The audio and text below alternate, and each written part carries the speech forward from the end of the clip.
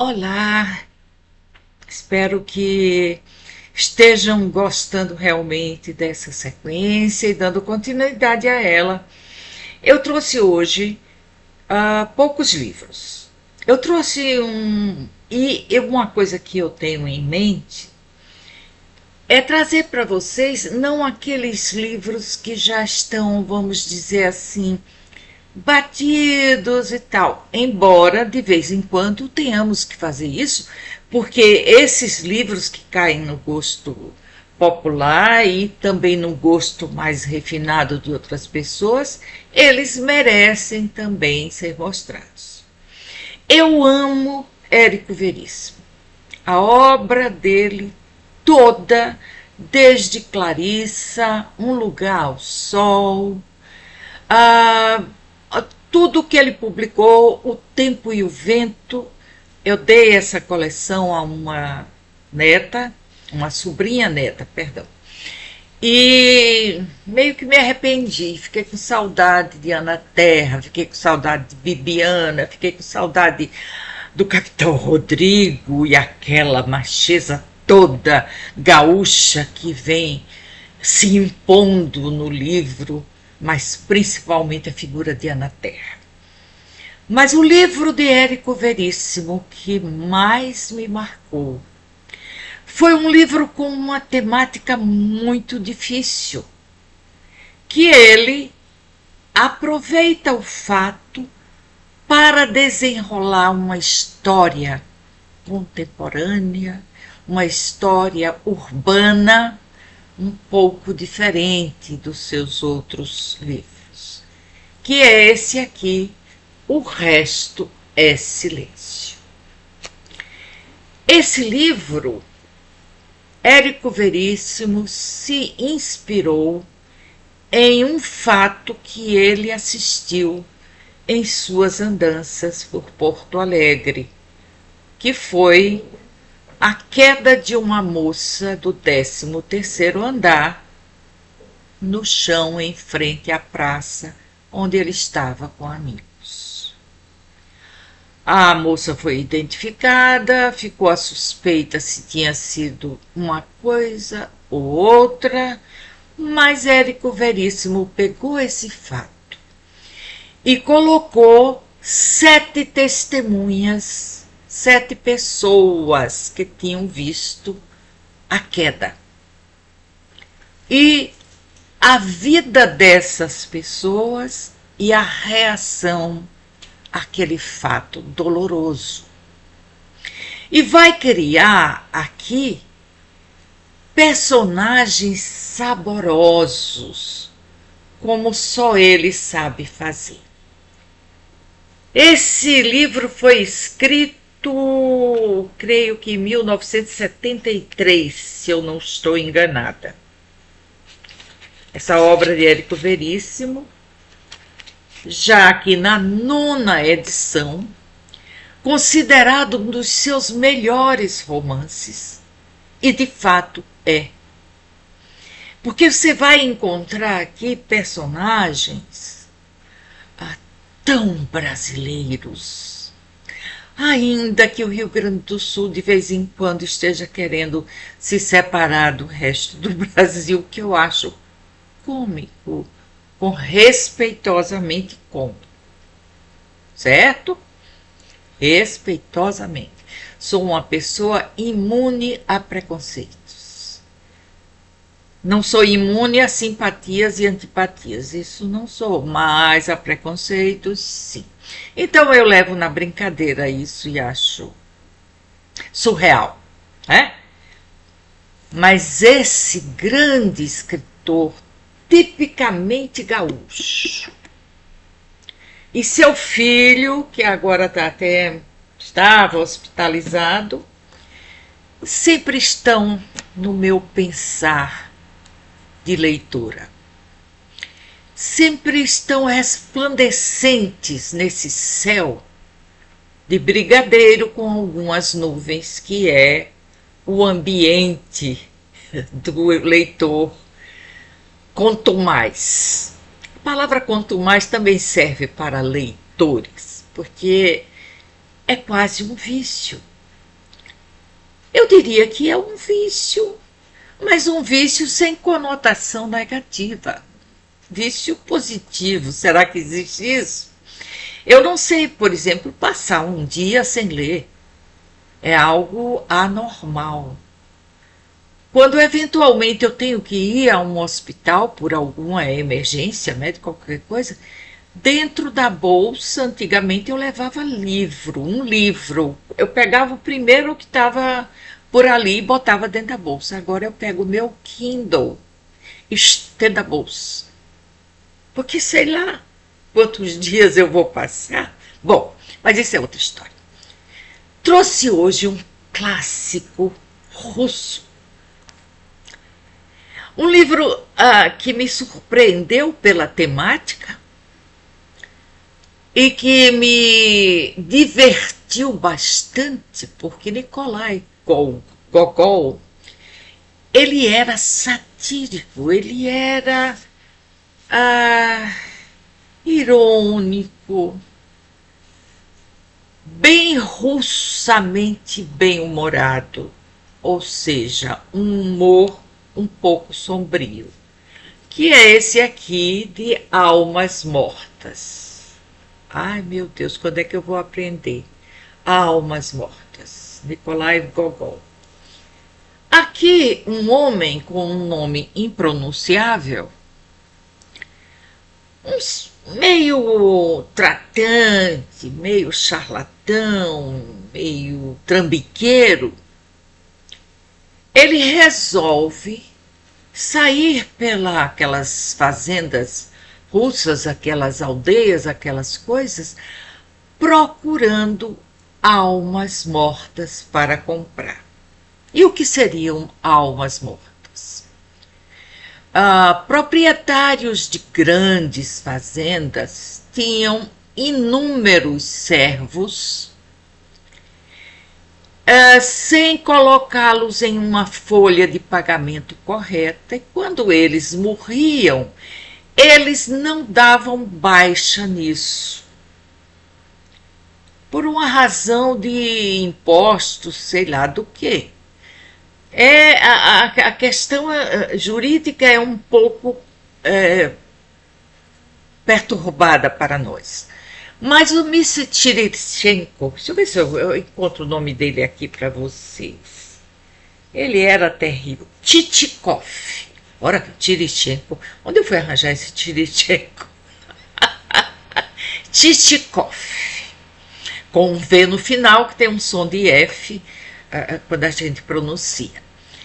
Ele vai comprando essas almas mortas, os nomes, para vender fraudulentamente a outros fazendeiros e assim ele ir fazendo o seu pé de meia.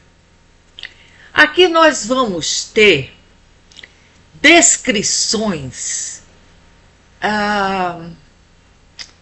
impressionantes, não habituais, sobre costumes russos do interior e as tramas em que Tchitchikov se enreda. Os alimentos, quando ele chega numa casa e servem almoços copiosos, e ele fala muito, todo charlatão, todo malandro fala muito. E é aí que está o forte de Gogol. E esse Nicholas Gogol é um escritor respeitadíssimo até hoje na literatura internacional.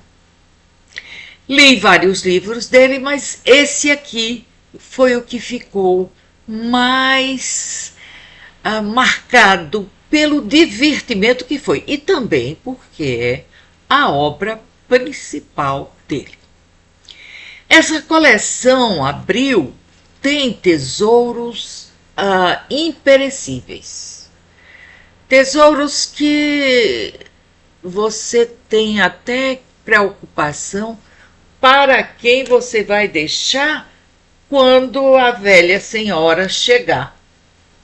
Deixa eu ver se eu guardo ele aqui, para ele não ficar me incomodando. Ah, essa minha biblioteca já não cabe mais nada. E é porque eu ainda tenho outra lá dentro. Enfim, isso faz parte do meu ritual de vida desde que eu sou mocinha. Quando a minha mãe, com raiva, quando eu fazia alguma coisa extravagante, ela dizia: qualquer hora dessa eu pego esses livros seus todinhos e eu dou. Ai, eu ficava tão boazinha, eu ficava uma seda. E o cambalacho que eu fazia quando era perto do meu aniversário, meus pais não eram ricos, eram medianos, então vivia sempre aquela coisa. E minha mãe pedia às irmãs delas, minhas tias e as cunhadas, que dessem roupas e coisas que eu estava precisando. E eu ia por trás e pedia livros e livros e livros. Sinceramente, teve uma época que eu achei que eu era capaz de roubar um livro. Eu tinha muito cuidado quando eu ia na casa de alguém, eu botava as mãos para trás, porque eu dizia assim: será que se eu pegar não vai me dar uma vontade de esconder esse livro? Tão desejosa que eu ficava de ler. Mas isso é da minha história de vida.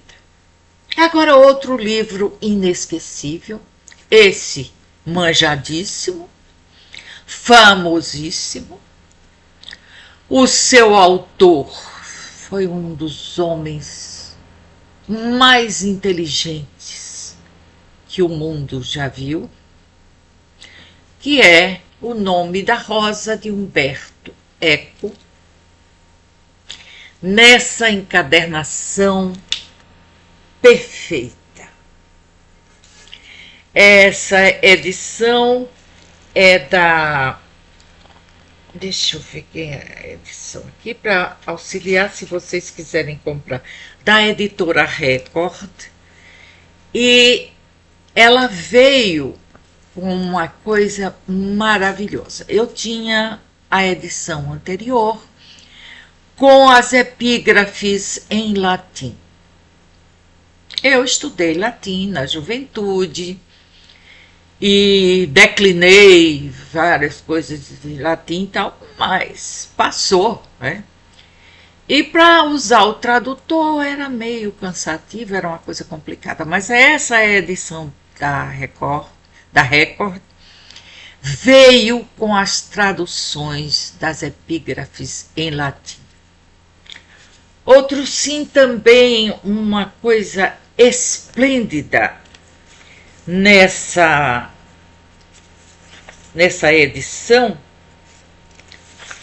são esse sumário com a cronologia e vai acompanhando os fatos do mundo a partir de livros. Então, por exemplo, aqui, deixa eu ver uma coisa. Onde é que eu encontro? Vocês tenham paciência comigo, porque nem sempre eu sou a pessoa mais organizada possível. Nessa cronologia aqui, tem indicações de livros fabulosos. Meu Deus do céu, só numa lida dessa edição eu adquiri quase 15 livros a mais, que eu fui anotando e fui comprando, fora os que eu já tinha. O Nome da Rosa é uma elaboração totalmente mágica. Um monge inglês, conhecido pela sua capacidade dedutiva, e seu ajudante. Nesse caso, o livro e o filme são perfeitos. Foi uma obra magnífica do cinema. Chegam a um mosteiro que está no alto de uma montanha e abaixo fica uma aldeia.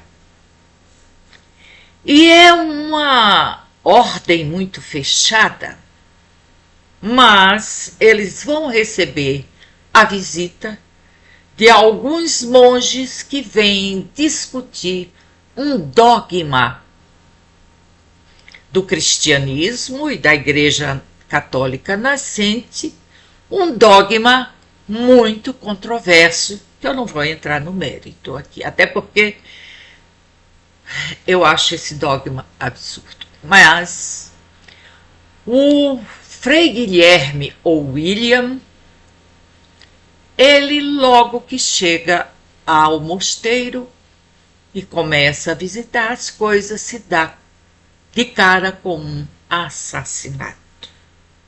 E um assassinato estranho, em que a boca da pessoa fica toda preta, os dedos pretos. E ele deduz que é um veneno. E onde pode estar esse veneno? Então ele é levado a um local onde os escribas, os monges que transcreviam páginas religiosas, trabalhavam. E existiam vários monges. Passavam o dia ali copiando. Eles eram monges copistas. E Guilherme deduz e passa a deduzir coisas, e outras mortes acontecem, sempre cobertas por muito mistério. Um monge que tinha hábitos asquerosos, por exemplo, é encontrado morto dentro do local dos porcos, dentro de uma bacia onde os porcos comiam. E tem vários costumes incríveis, maravilhosos, embora sombrios. E ele vai visitar a biblioteca do mosteiro, e essa biblioteca se mostra um lugar fenomenal e, pasmem, é gerenciada, dirigida por um monge cego. Como ele conseguia distinguir as coisas? E daí em diante nós vamos ter uma história que se prolonga, que mostra sutilezas da filosofia e uma dose infame de preconceito contra uma das características mais bela da humanidade, que é o riso. Vale a pena a leitura. Calhamaço? Quem tem medo de calhamaços? Quem tem medo de Virginia Woolf? Qualquer dia desse trago ela aqui de novo. O livro tem 500 e tantas páginas, livrinho. Queridos amigos e amigas, por hoje é só 20 minutos e eu torno a lhes pedir humildemente que deem o seu like, mas principalmente que interajam, que possamos conversar. E se eu não estiver respondendo o que vocês me mandam, reclamem comigo. Eu não sou nenhum alfinim, não. Não me desmancho por qualquer coisa. E me solicitem a livros que vocês querem ver resenhados aqui, embora minhas resenhas sejam muito simples. Eu raramente vou atrás de livros de apoio para fazer uma resenha, porque eu acho que isso aqui não é uma sala de aula, é uma sala de conversas. E conversas que devem fluir ao sabor do nosso humor, do nosso gosto e do nosso conhecimento. Por hoje é só. Amo vocês. Tchau!